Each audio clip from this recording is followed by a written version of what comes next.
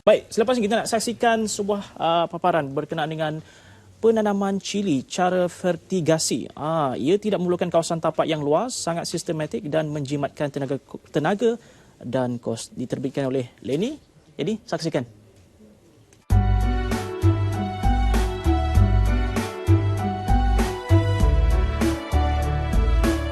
Pertanian adalah perniagaan. Itulah pegangan yang diamalkan oleh para petani yang berbudi kepada tanah.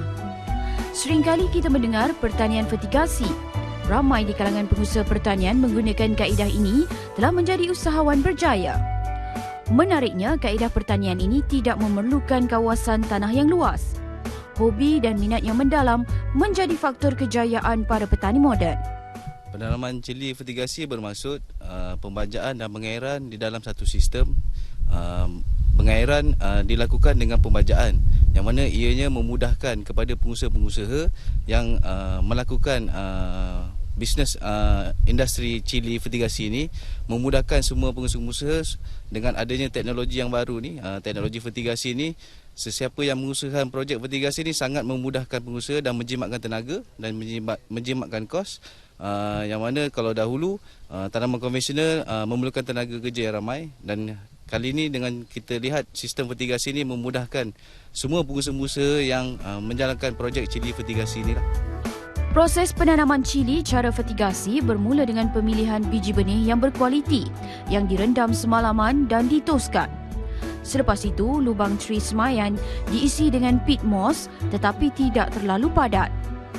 Biji benih yang telah direndam dan ditoskan akan dipindahkan ke lubang tray semayan dengan nisbah 2 biji 1 lubang.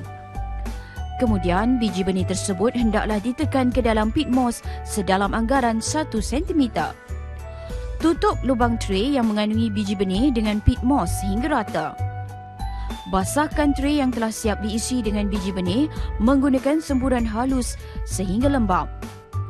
Kadar kelembapan lebih kurang 60% hingga 70%. Tutup tray dengan plastik hitam selama 4 hingga 5 hari agar cahaya tidak menembusi tray tersebut. Buka plastik hitam selepas 4 hingga 5 hari sekiranya benih telah bercambah. Letakkan tray di dalam rumah semai sehingga berumur 21 hari. Sembur tray dengan air tanpa baja sehingga umur cili 10 hingga 15 hari. Pada hari yang ke-15, tray semayan hendaklah direndam dengan air baja sehingga berumur 21 hari. Anak benih yang telah matang boleh dipindahkan ke dalam polybag. Proses pemindahan anak benih perlulah dilakukan pada awal pagi atau sebelah petang. Kaedah penanaman cili vertigasi ada 2 kaedah yang kita lakukan, yang mana biasanya kita lakukan kaedah vertigasi iaitu kita tanam di atas tanah.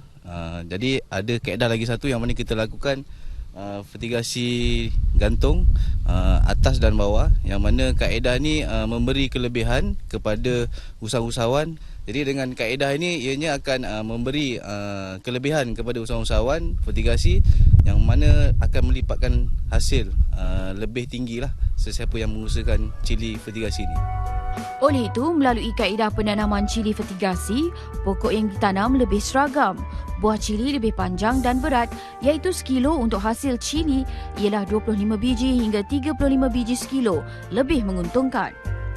Maka dengan itu, Lembaga Pertubuhan Peladang amat menggalakkan ahli-ahli peladang seluruh negara untuk terlibat dalam tanaman cara vertigasi.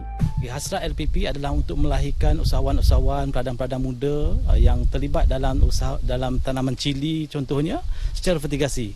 Sebagaimana kita sedia maklum, sumber tanah sekarang ada terhad dan juga pendapatan dengan kaedah lama tidak memuaskan. Melalui kaedah vertigasi cili contohnya, kita dapat meningkatkan hasil berlipat kali ganda berbanding dengan kaedah lama, kerana melalui kaedah vertigasi ini dari segi pembajaan dan juga penjagaan cili dijalankan secara lebih sistematik.